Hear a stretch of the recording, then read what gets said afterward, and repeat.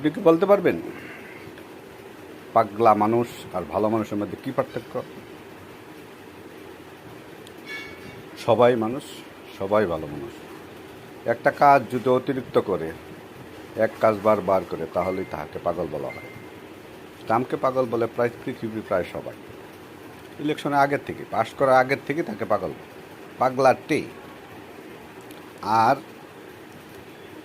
আমেরিকার কিছু মানুষ যারা ট্রাম্পকে দেখতেই পারে না, তারা এখন সরকারের পক্ষে সুর মিলিয়ে বলে, যদি কিম জং উনকে যদি আমেরিকা ধমক দেয়, ট্রাম্প ধমক দেয়, উনি প্রস্রাব করে দেবেন। এটা কি বিশ্বাস হয় আপনাদের? রাশিয়া, চীন, ইন্ডিয়া, উত্তর কোরিয়া, চারটা দেশ যদি একসাথে থাকে, আমেরিকার ধমক তো দিবে দূরের কথা, ধমক দেওয়ার শক্তিটাই পাবে না। উনি দৌড়ে পালাবে। কিছুদিন একসাথে থাকলে, খুব বেশি দিন থাকা লাগবে না। মনে হয় খেলা শুরু হয়ে গেছে। ধৈর্য ধরেন, দেখেন কোথাকার পানি কোথায় যায়।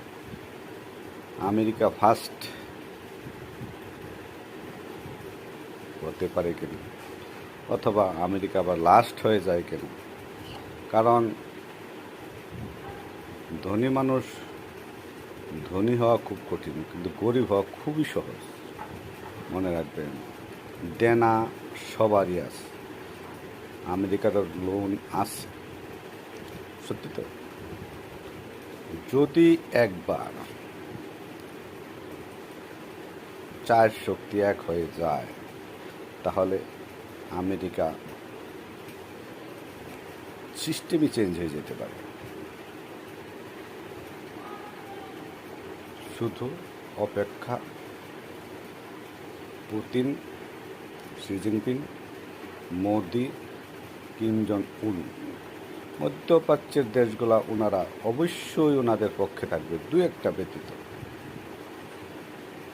ক্ষমতা, তারপর মুরলগিরি সৃষ্টি করতে বহুদিন লাগে, ধ্বংস হতে বেশি দিন লাগে না।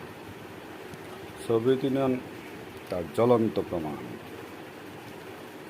সোভিয়েত ইউনিয়ন এখন আর নেই। এই জন্য দায়ীকে, ইরানের পারমাণবিক অস্ত্র ধ্বংসকারী দায়ীকে। আপনি অ্যাটম বোমা রাখতে পারবেন, আমার